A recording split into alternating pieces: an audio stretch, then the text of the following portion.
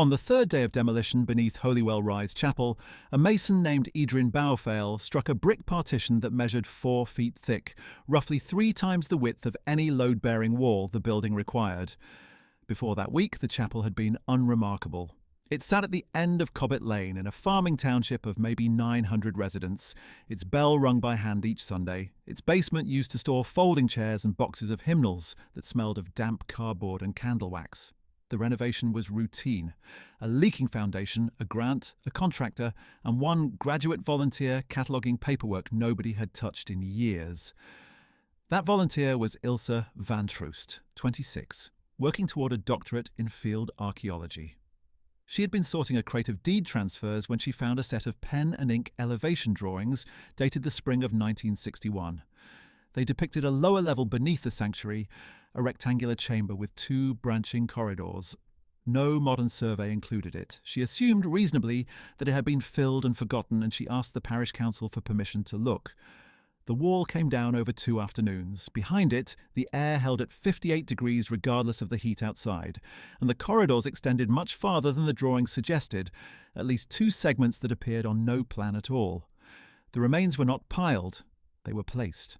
Femurs, aligned by length. Skulls set in shallow niches carved at even intervals, each one turned to face the corridor rather than the wall. The county coroner opened case file on 1944. Early counts reached 211 individuals. The first assumption that this was a forgotten burial ground held for less than a week. Radiocarbon and isotope work returned a spread that made no sense for a single cemetery. Some remains were well over a century old. Many were not. One set of dental fillings used a bonding compound not manufactured before the late 1980s. Investigators began pulling the chapel's own records. Transfer requests, ledger books, the leather confession logs kept in a locked cabinet in the rectory. A pattern surfaced slowly, the way a stain spreads through plaster. Every priest assigned to Holywell Rise had requested reassignment within roughly 2 to 4 years of arrival. Everyone across 5 decades except Father Alcuin Meredith, who came in 1968 and stayed until his retirement 33 years later. He personally signed off on 11 separate basement renovations, none of which appeared in diocesan maintenance filings. A retired parishioner named Wenna Halloran Sykes, now in her 80s, told 2 detectives something she said she had mentioned once long ago and been asked politely to stop repeating. "People left," she said. "Not died. Just weren't there anymore. A boy who helped with the garden.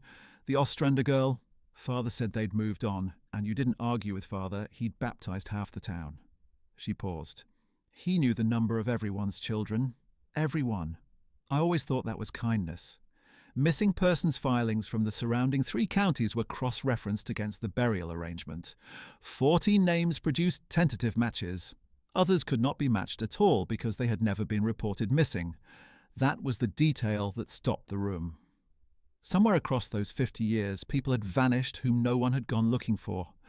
Father Meredith died 6 years before the wall came down. His grave sits in the chapel yard 40 feet above the chamber he spent his life extending.